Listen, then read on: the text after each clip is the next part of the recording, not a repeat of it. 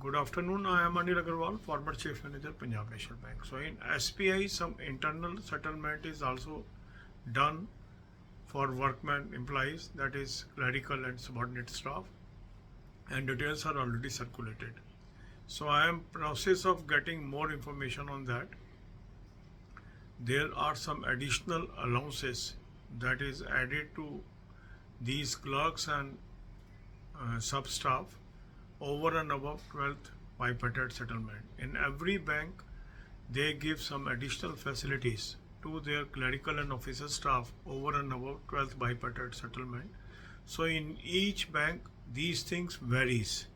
There are certain things that is common in all banks, and internal settlement means certain managements they give additional facilities to their workmen or officers depending upon their negotiations. So that is the difference of an internal settlement and the settlement industry wise.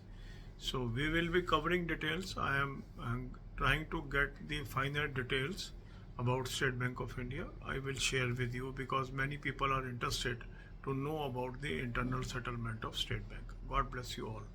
अब यही बातें हम हिंदी में करेंगे. अभी सूचना मिली है कि स्टेट बैंक ऑफ इंडिया में इंटरनल सेटलमेंट भी साइन हो गया है और उसका सर्कुलर जारी हो गया है. इंटरनल सेटलमेंट का मतलब होता है कि जो हमारा 12th बाइपार्टाइट सेटलमेंट है वो तो सब बैंकों में कॉमन होता है.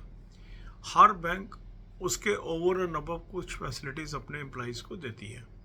स्टेट बैंक में इसको हम इंटरनल सेटलमेंट बोलते हैं. अलग अलग बैंकों में डिफरेंट एसोसिएशंस और यूनियंस के साथ नेगोशिएशन होके वो उस तरह की फैसिलिटी उन बैंकों में दी जाती है. तो वो ओवर एंड अबव होती हैं जो 12th बाइपार्टाइट की जो हमने कॉमन वीडियोस बनाई है उससे एडिशनल फैसिलिटी होती है.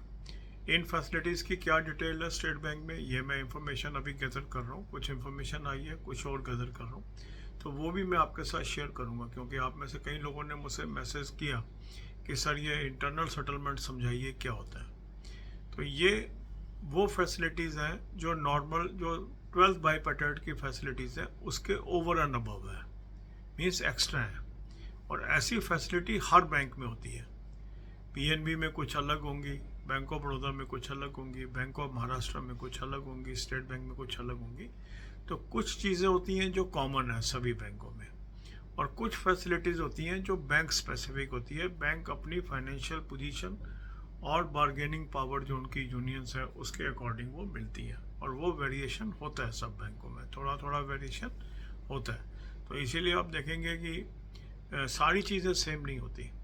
तो जो बेसिक चीज़ है, मतलब जो वेज रिवीजन है वो आईबीए लेवल पर होता है. और इंटरनल सेटलमेंट का मतलब होता है कुछ एडिशनल फैसिलिटीज़ अपने एम्प्लॉइज़ को देना. तो इसको भी हम डिटेल में बाद में चर्चा करेंगे. God bless you all.